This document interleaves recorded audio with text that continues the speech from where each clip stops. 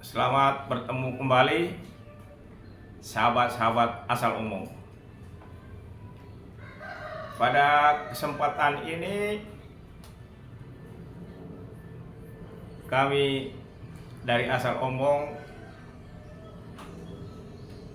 ingin omong-omong tentang Megawati dan menteri-menterinya yang ada di Kabinet Joko Widodo. Kita melihat bahwa belakangan ini isu tentang bagaimana para menteri itu mereka berusaha untuk meninggalkan kabinet. Ini bukan gosip, ini bukan cerita hampa, tapi ini cerita beneran, ya. Untuk lebih jelasnya, saya akan membacakan rangkuman yang telah tim asal umum merangkumnya dengan sangat baik.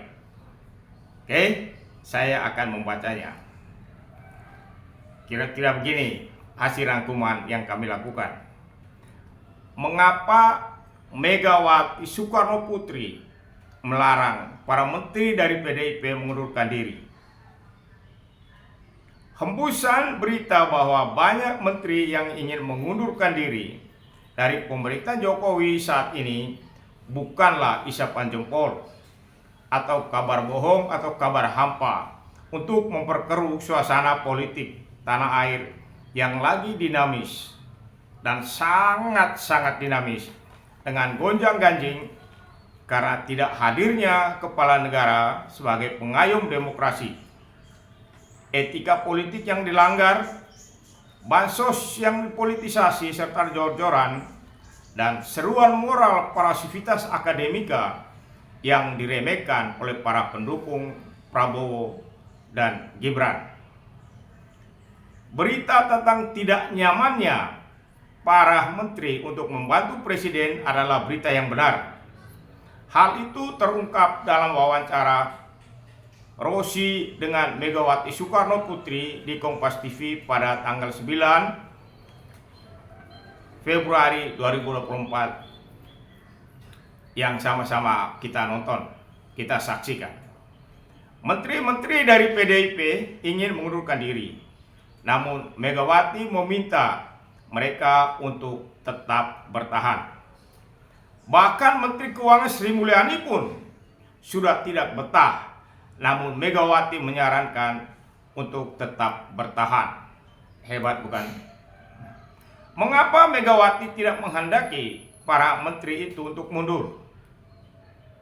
Bukankah lebih baik bagi Megawati untuk meminta mundur karena Presiden Joko Widodo sudah mengkhianati PDI Perjuangan?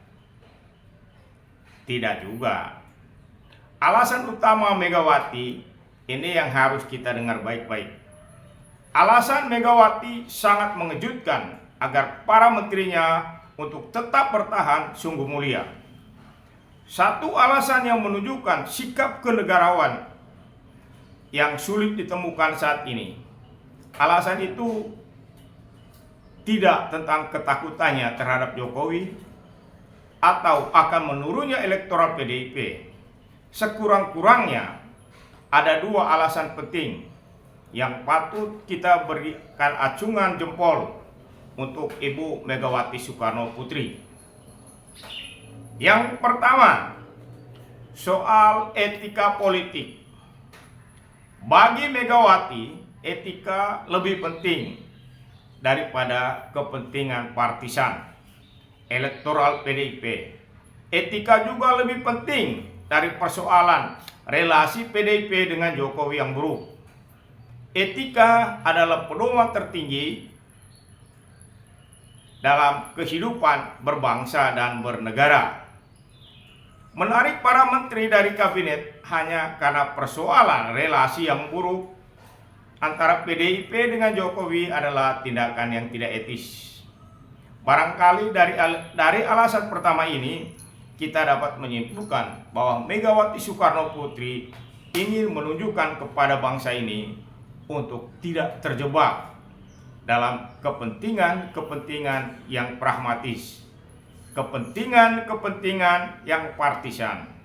Menjadi menteri bukanlah soal kekuasaan, tetapi bagaimana membawa bangsa ini pada tujuan yang telah diperjuangkan dengan susah payah oleh para pendiri bangsa, yakni kesejahteraan, keadilan sosial, persatuan dan kemanusiaan, dan kebijaksanaan dengan nilai-nilai luhur dari Tuhan Yang Maha Kuasa.